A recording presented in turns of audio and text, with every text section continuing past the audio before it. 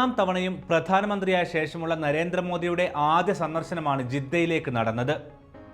പ്രവാസികളുമായി പ്രധാനപ്പെട്ട പ്രഖ്യാപനങ്ങൾ ഒന്നുമുണ്ടായില്ല.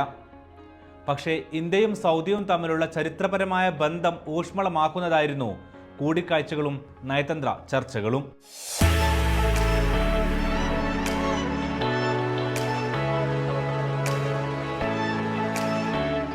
സൗദി അറേബ്യയിലേക്കുള്ള ഇന്ത്യൻ പ്രധാനമന്ത്രി നരേന്ദ്രമോദിയുടെ സന്ദർശനം ഇരു രാജ്യങ്ങളും തമ്മിലുള്ള ദീർഘകാല സൗഹൃദത്തിന്റെ മറ്റൊരു അടയാളമായിരുന്നു.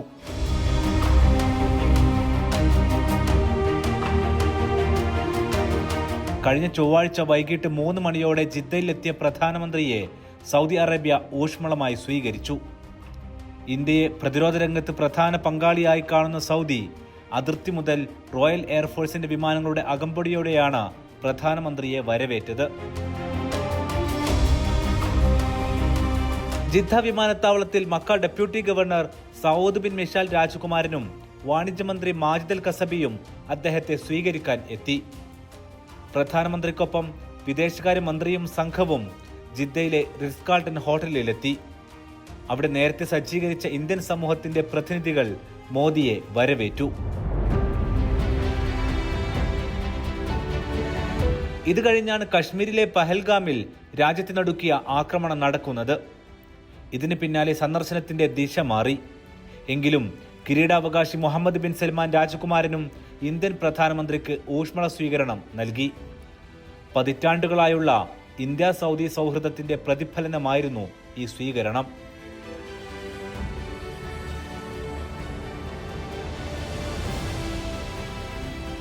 കൂടിക്കാഴ്ചകൾക്ക് പിന്നാലെ India Saudi strategic partnership council യോഗവും നടന്നു. 4 ധാരണാപത്രങ്ങളിലാണ് ഈ കൂടിക്കാഴ്ചയിൽ ഇരു രാജ്യങ്ങളും ഒപ്പുവെച്ചത്. ബഹിരാകാശ രംഗത്തെ സഹകരണം, ആരോഗ്യ മേഖലയിലെ സഹകരണം, കായിക മേഖലയിൽ നിരോധിത മരുന്ന് ഉപയോഗം തടയാനുള്ള സഹകരണം, പോസ്റ്റൽ മേഖലകൾ എന്നിവയിലാണ് ഈ ധാരണാപത്രങ്ങൾ. പ്രധാനപ്പെട്ട കരാറുകളൊന്നും ഇത്തവണയുണ്ടായില്ല.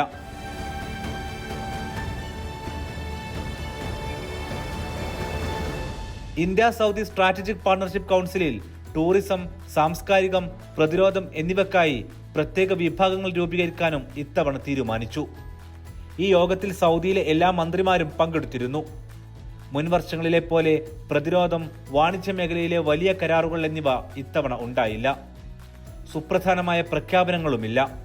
പകരം ഇരു രാജ്യങ്ങളും സൗഹൃദവും സഹകരണവും വർദ്ധിപ്പിക്കാനുള്ള ധാരണകളിൽ ശ്രദ്ധ കേന്ദ്രീകരിച്ചു. കശ്മീർ വിഷയത്തിന്റെ പശ്ചാത്തലത്തിൽ രാത്രിയിലെ അത്താഴ വിരുന്നും ചില സന്ദർശനങ്ങളും മോദി റദ്ദാക്കി.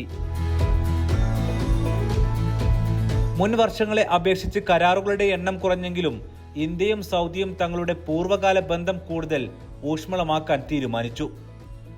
സൗദിയിലെ ഇന്ത്യൻ പ്രവാസികളെ കിരീടാവകാശി പ്രത്യേകം പ്രശംസിക്കുകയും ചെയ്തു. ഇന്ത്യക്കാരനായ ഒരു സുഹൃത്ത് ഇല്ലാത്ത ഒരു സൗദി പോലും ഉണ്ടാകില്ലെന്നും എല്ലാ സൗദികളും ഇന്ത്യക്കാരെ സ്നേഹിക്കുന്നുണ്ടെന്നും അദ്ദേഹം പറഞ്ഞു. എന്നാൽ പ്രവാസികൾക്കായി പ്രത്യേക പാക്കേജോ പ്രഖ്യാപനങ്ങളോ ഈ സന്ദർശനത്തിൽ ഉണ്ടായില്ല. ഇന്ത്യ സൗദി വ്യാപാരം കഴിഞ്ഞ വർഷം അളവിൽ കുറഞ്ഞെങ്കിലും വ്യാപാര മൂല്യം വർദ്ധിച്ചു. ഇത് സൗദി അറേബ്യക്കാണ് കൂടുതൽ നേട്ടമുണ്ടാക്കിയത്. എണ്ണ, പെട്രോകെമിക്കൽ ഉൽപ്പന്നങ്ങൾ എന്നിവയാണ് സൗദിയിൽ നിന്നുള്ള പ്രധാന കയറ്റുമതി. ഇന്ത്യയിൽ നിന്നും ഭക്ഷ്യ ഉൽപ്പന്നങ്ങൾ, തുണിത്തരങ്ങൾ, യന്ത്രസാമഗ്രികൾ എന്നിവയാണ് സൗദിയിലേക്ക് എത്തുന്നത്. സന്ദർശനത്തിന്റെ അവസാനം പുലർച്ചെ 1:30 മടങ്ങിയ പ്രധാനമന്ത്രി സഹകരണ കൗൺസിൽ യോഗത്തിനായി കിരീടാവകാശിയെ ഇന്ത്യയിലേക്ക് ക്ഷണിച്ചിട്ടുണ്ട്.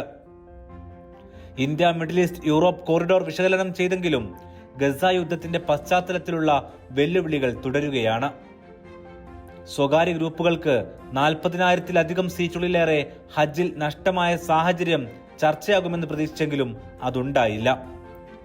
ഹജ്ജിന് 1 മാസം മാത്രം ശേഷിക്കെ ഇനി സാധ്യത വിദൂരമാണ്. കോൺസുലേറ്റിന് കീഴിൽ ശ്രമം തുടരുന്നുണ്ടെങ്കിലും ഒരു രാജ്യത്തിന് മാത്രമായി പ്രത്യേക ഇളവ് നൽകുമോ എന്നതിൽ ഇനിയും വ്യക്തതയില്ല. പുതിയ സന്ദർശനം ഇരു രാജ്യങ്ങളെയും സുഹൃത്തുക്കളെന്ന നിലക്ക് അടുപ്പിച്ചു നിർത്തും. പക്ഷേ സാമ്പത്തിക രംഗത്ത് നേട്ടം അതുകൊണ്ടുണ്ടാകുമോ എന്നതും പ്രവാസികൾക്ക് നേട്ടമുണ്ടായോ എന്നതുമാണ് അവശേഷിക്കുന്ന ചോദ്യം.